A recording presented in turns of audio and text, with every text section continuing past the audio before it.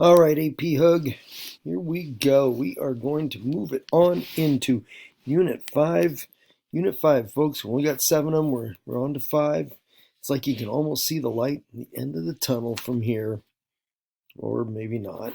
Well, we still got some ways to go, but I always look forward to this unit. I know it sounds kind of, up there, agricultural and rural use patterns and processes. Yeah, it's a long one there, but this is a unit that a lot of kids later on say was kind of among their favorites, and I don't know. It seems like every year I get some that I think it's kind of like it's a life changing unit. It's going to teach you everything there is to do with agriculture. It seems like every year I get 2 or 3 AP huggers that say at the end of the unit that it has changed their lives. That they were thinking that maybe they were going to go into, I don't know, like engineering or maybe clinical psychology, or they wanted to be a lawyer. And after Unit 5, they pretty much just say, Mr. Floyd, I'm throwing it all out. I just want to farm.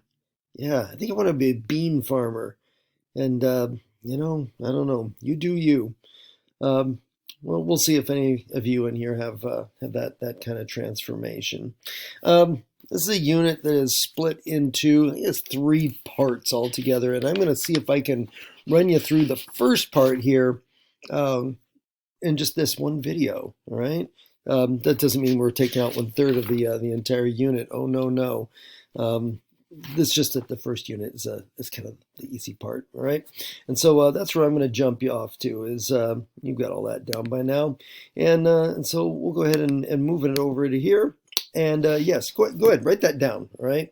And you can just kind of, if you want to put that up kind of like at the top of your page on the right side, or if you want to put it on your left side, I'll let you choose. Okay. You guys are old hands at this Cornell business. But the development of agriculture. Yeah, I'm going to teach you the history of farming. Okay. Because I mean, AP Hug. All right. And so that's where we're going to go to here first. All right. So you got that part 1. The development of agriculture. Of course, it's video, so if I'm going too fast for you, you just hit that pause button.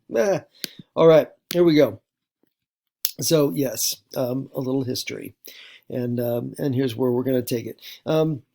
If you do, actually, some of this kind of crossed over into somewhat your friends in AP, or excuse me, in World Studies are learning or learned earlier this year, and we also do a little bit of review of this when we, for those of you that are going to come back and brave enough to take some AP World with me next year, we'll cut into a little bit of this. So here's where we're going to go. AG, agriculture. All right, let's get used to that right away.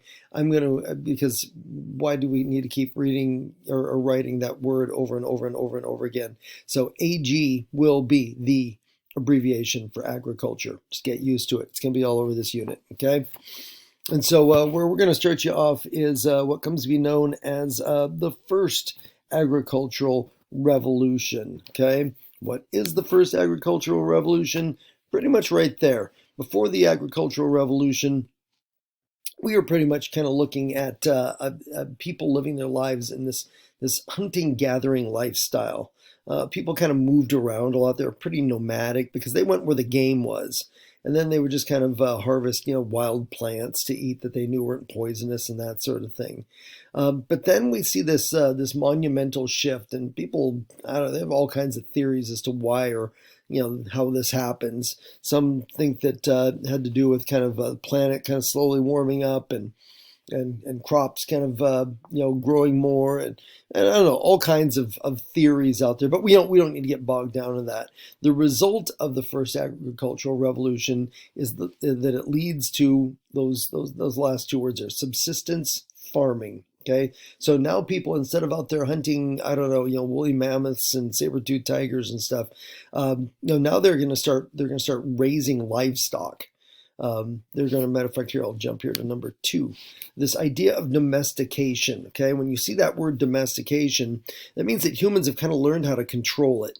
They've learned how to plant crops, kind of like you see the, some of those folks from the first agricultural revolution in that picture on the right side there. There's some method to it. They're actually, they've figured out how to gather seeds and plant those, and then to see the crops, pop up water them and fertilize them, and then at the end of the season you harvest them, and you can do that again the next year. It's like an ongoing food supply. It's amazing. And then when it comes to the animals, they learn that there are certain animals that can be almost kind of like taught and trained to behave and do what humans want them to do, and they can feed them, and they get kind of big, and then you kill them and then you eat them. All right.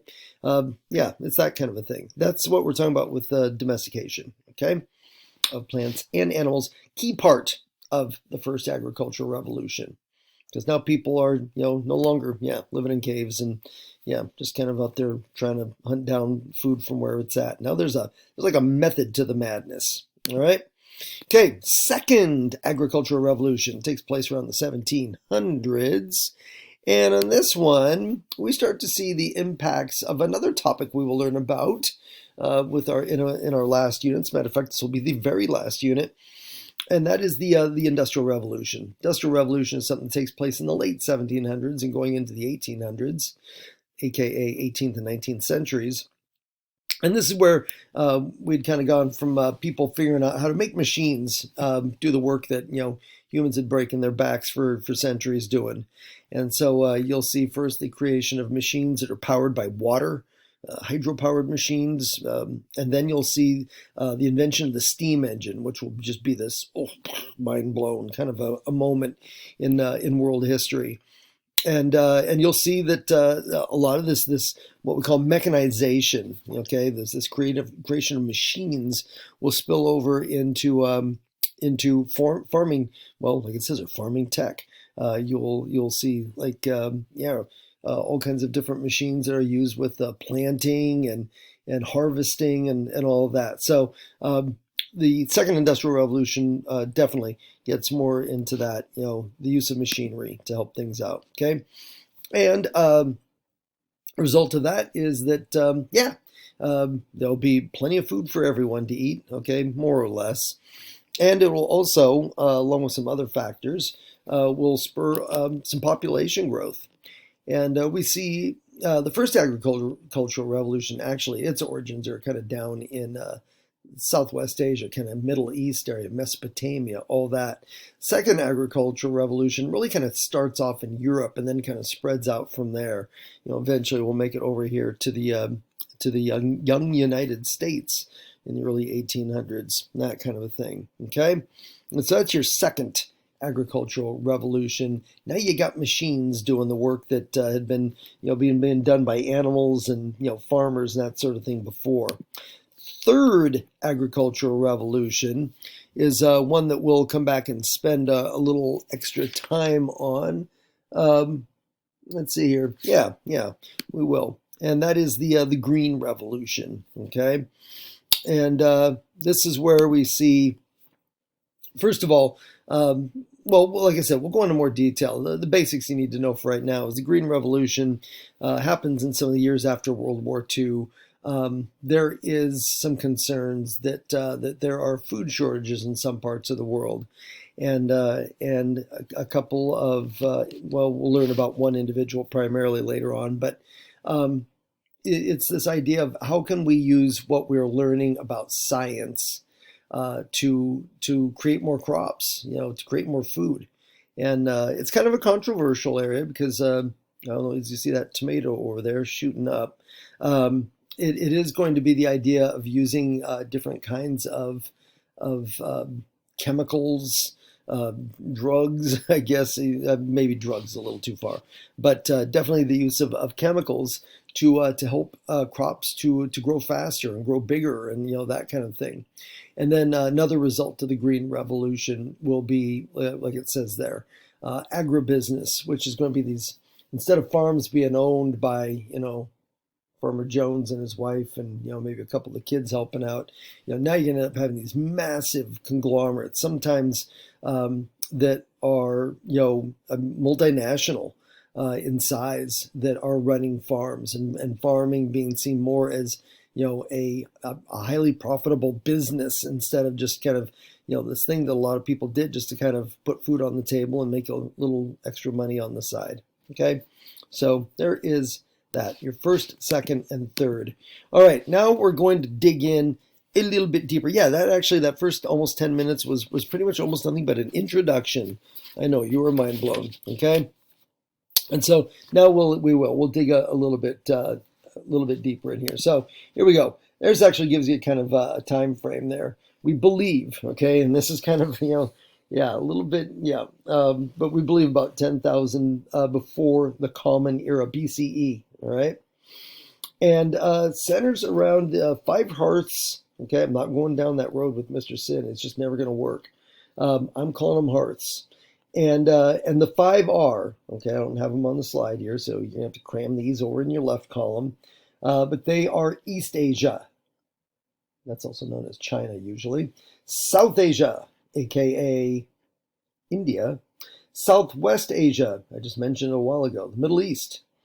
And then Africa and the Americas. All right, there you go. East, South, and Southwest Asia, 1, 2, 3. Africa, 4, and the Americas, 5. Right, and that is kind of so. This agricultural revolution is kind of happens spontaneously in different places around the world and off of different continents, and so it's not like one group learns this and then just transfers the knowledge to everyone else. Yes, there will be plenty of the transference of that kind of knowledge, but really, it's kind of being gained all at the same time at all these different points around the planet. Okay.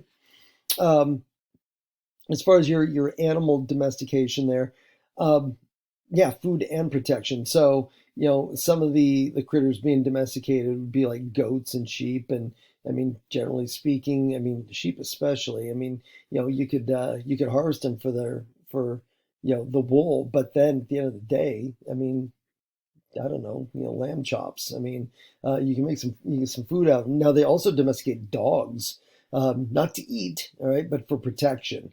And so sometimes you'll see that going on as well. So it serves multiple purposes. And some of those animals are domesticated. You can see over there on the side also to work for you, to do a lot of that labor when it comes to running a farm and that sort of thing. And then maybe when they start to slow down a bit. Dinner. Okay, there you go. So that's what animal domestication is all about.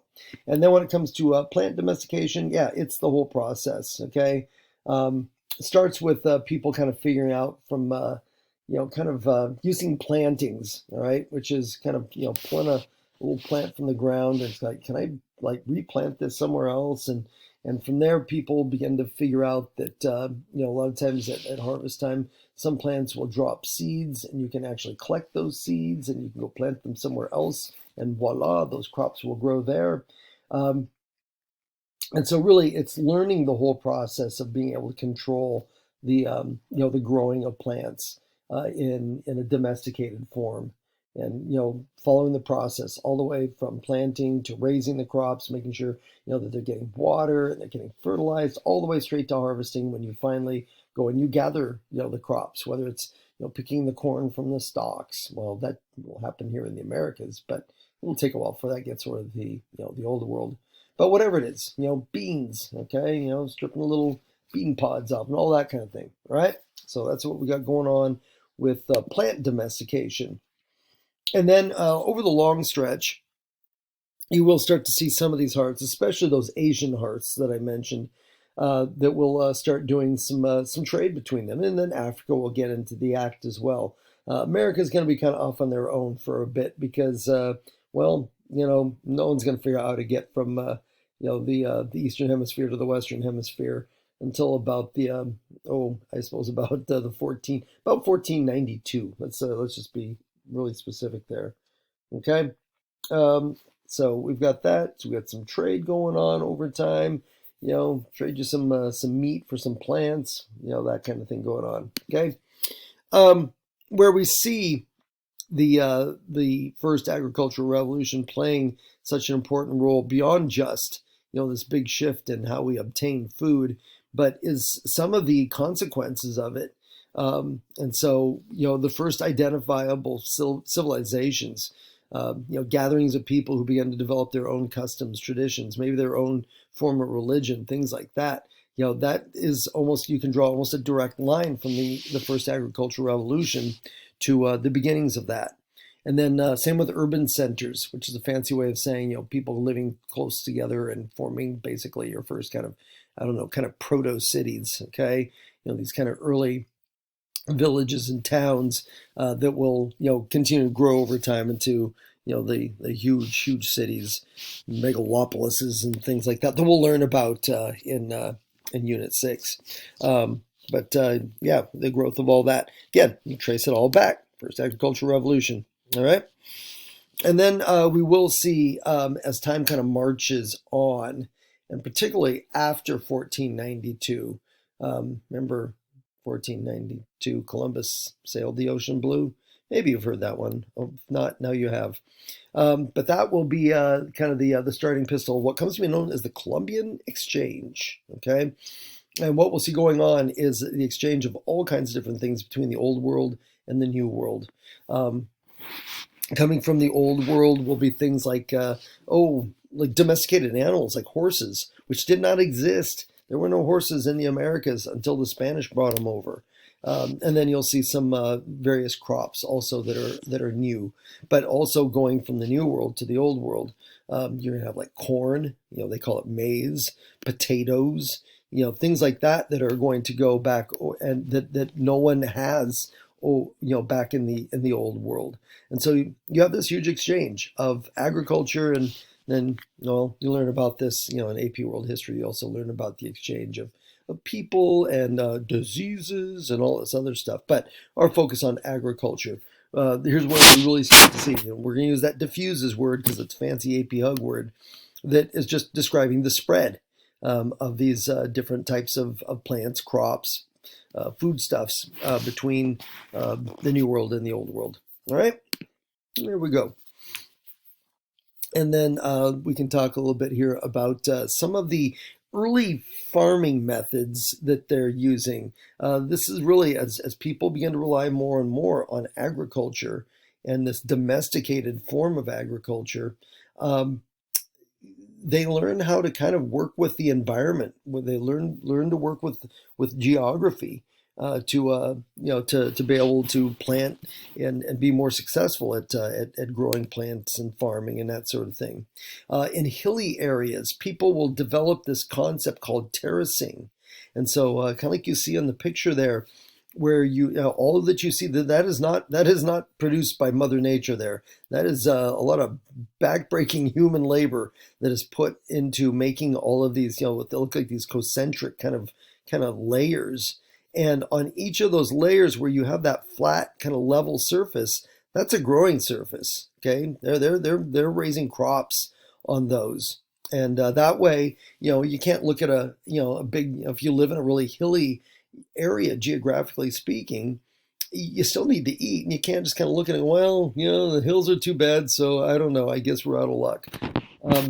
That's kind of part of the magic of us humans. We figure out how to problem solve, through pretty much anything. And many years ago, there were humans that figured this out. That hills, no problem. We'll just terrace them. All right. Irrigation. Also have people very early on working with, how do we keep plants properly watered so that they'll continue to grow, and that is over time also going to mean that you have to figure out how to get water from one place to another, especially if you are farming in an area that's a little bit more arid, not as much rainfall, but you have nearby maybe rivers. How are you gonna divert some of that water from a river so that you can get it to your fields without literally having to carry 1 bucket, 2 bucket, 3 bucket? That's not going to work. You need something better, and so you will have people that will work on things from kind of creating canals, kind of maybe man-made streams or rivers that divert water off in a direction where it can be used. You have the picture over there on the right side, rice paddies, and people learning how to control water so that they can plant rice in basically its natural habitat there. Some of them will even fairly early on they'll even learn desalinization methods. Or if the water they have available is closer to the sea, it might have too much salt in it. You can't really use that to grow crops. it'll kill them. And so some of them are already learning some methods for extracting the salt from the water so that you can use it for farming and irrigation methods. All right. Um, One of the other things will go on that eventually will have some definite downsides, and that is what we call deforestation. Okay, you and I would just think of it as kind of like, oh, you mean chopping down a bunch of trees so then you can kind of plow the land over and it can be more farming land. Yes, but APHUG, the fancy term for it, deforestation. All right, and that is when people go in and cut down trees and pile them all up and burn them, and then once they pulled out the stumps or burned out the stumps, you've got a fresh swath of land there that you can now go in and start plowing and getting that dirt moved and the way you need it so that you can start doing some large scale farming. All right.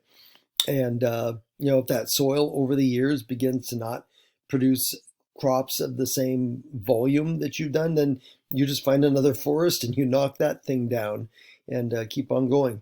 This is a process that still is going on in some parts of the world, particularly in the Amazon basin down in Brazil.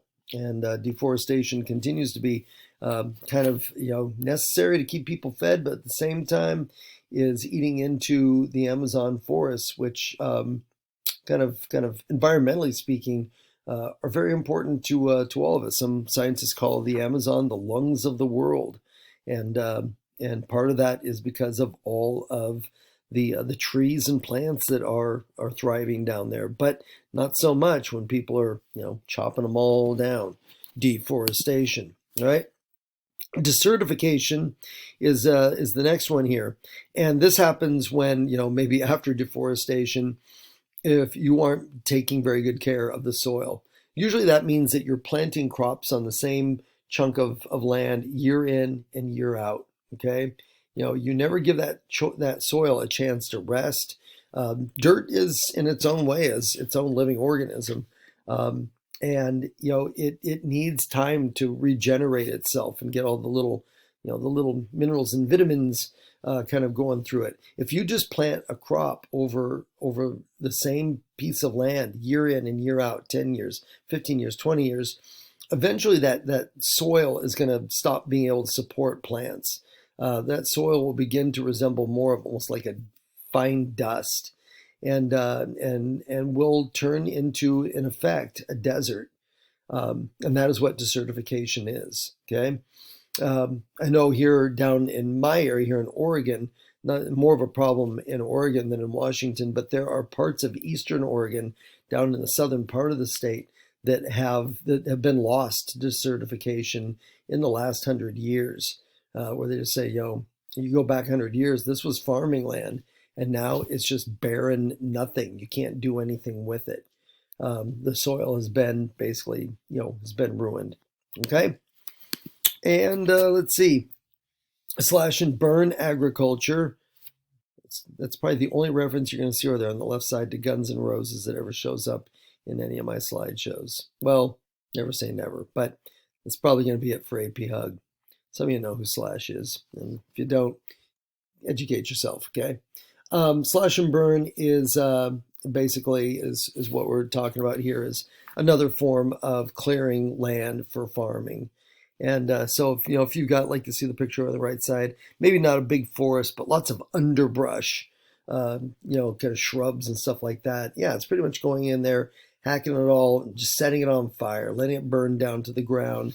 And then, after things have cooled, you can just kind of rake out the ash, kind of mix that into the soil, and you're ready to start farming. So that's another method that goes way back to ancient times, to times of the first agricultural revolution that people were using, and some people still use to this very day. All right. And then for the smart ones, shifting cultivation. This is something that will, over time, you'll see some people begin to adopt as they begin to figure out, how do you fight back against desertification and soil just failing over the course of years. And some figure out that what you do is you never, from your planting year to planting year, you never plant the same crops on the same soil. You, in effect, create this process of having a different kind of crop that you're using every growing season, and you just you shift it. When we cultivate, that's another fancy term for just the concept of farming and creating food through farming. And so shifting cultivation is producing this food by just always kind of doing kind of like rotating and things like that. Okay, so that you don't wear out your soil as quickly, and it also creates a little more variety potentially of what it is you're growing. Okay. All right, let's see if I can get the second agriculture revolution taken care of here with the time I've got left.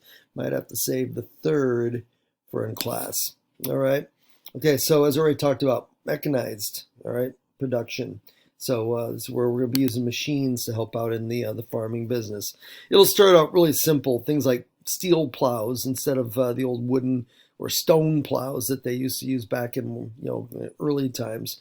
Now the plow that is used to cut furrows into the earth that you can then plant seeds are made of steel, and they can either be kind of like the picture you see over there. A lot of times they'll be hitched to a horse or an ox or something like that. Seed drillers are going to be these machines that also be usually kind of travel on, kind of works on two wheels, usually hitched up to horses or oxen. And what it does is it automatically drills these little holes into the ground that seeds can be dropped into. It's kind of a time saver instead of having to go and manually do all that yourself. Okay, harvesters are just that. They're machines that are going to help with actually harvesting crops. And again, in the early days, these are machines that will still, for the most part, be a horse drawn or ox drawn. They're some kind of beast hauling it. Later on, they will be mechanized when you have the advent of the the automobile engine, things like that. Okay, but harvesters, yeah, another invention coming out of the second agricultural revolution. Effects on here, boom. We will have a big explosion in the food supply, and that will create a population boom of itself, which will get us later on to talking about this guy right here, Thomas Malthusian. Actually, no, we already talked about Malthus. Yeah, what am I thinking? See, that's what happens when I'm doing notes after 10 o'clock at night, which, yeah, I just admitted that to you. Is that this is the time when Malthus produces that theory. He sees the food supplies being increased. I mean, he's not, he's a smart guy, but he's pretty sure that population is going to outstrip the food supply. He's looking at how rapidly the population is growing, and if he's charting that out, it's like, yeah, this is going to finally outpace food supply, and then we're all going to starve and die. And come up with this theory that ends up being bunk. All happening. Yeah, take that, Malthus. That's all happening as part of the second agricultural revolution. Okay, we do get to kind of what you got there as far as people are going to start living a little bit longer. Life expectancy will slowly push beyond 50 in a lot of parts of the world, which is about it for men. And start kind of, stepping its way closer and closer to 60. Women, you're always a little longer than us because, well, I think because you're tougher than us, but that's a whole nother topic. We're definitely in the second agricultural revolution. We're going to see a big shift where you're going to start towards where we are nowadays, where most people in the world live in an urban environment. Whereas before the second agricultural revolution, most people lived in a rural environment. They were farmers. Now you have more and more people going to work in these factories, and as the factories are taking over a lot of the work of the farmers, yeah, it's putting a lot of people out of work out in the countryside, and so they're going to the cities because, like, well, there's nothing to do out there. I'll come here to look for work. All right. And then in some parts of the world, England in particular, the Enclosure Act. This is when time when you had landowners who for many years had allowed peasants and others to kind of farm on some of their lands pretty much kind of for free. It was so much land that these guys owned that they couldn't possibly farm it all themselves.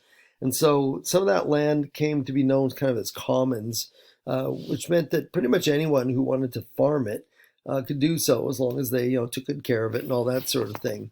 But time catches up with everything, and a lot of these landowners began to catch on that, I think I'm probably missing some profit uh, potential here. And for all these years I've been letting peasants just planting stuff on my land. I want my land back, in effect. And the Enclosure Act resulted in what you see on that picture on the other right side. No, not the mob of people. That piece of geography there. And enclosure, think of it as gates, fences. And it allows the landowners to go in and start fencing off their land and start doing this large scale farming of their own. And by this point in time, being able to use some of that mechanized agricultural equipment that's being produced. And so all these peasants who've been doing that, again, they join everyone else heading to the cities because all of a sudden it's like, well, I can't make any living doing this. My land is gone. All these rich guys took it over, and so off to the city I go.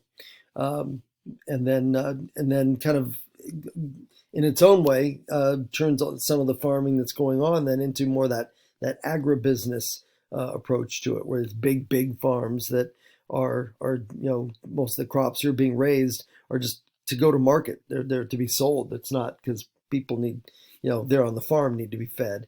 No, they're doing this to make money. What we call kind of cash crops being raised mainly just to make some profits. Okay, all right. I think that gets us where we need to be. Yep, I'm going to save Third Agricultural Revolution for in class because I'm over 30 minutes. All right, but this is where we'll pick it up, and this gives us a nice little start and I guess a little bit of a preview of where we're going to be spending the next, probably 3 to 4 weeks. Could the rest of February, probably early March, before we wrap this one up. Okay, all right. See you back in class. Thank you.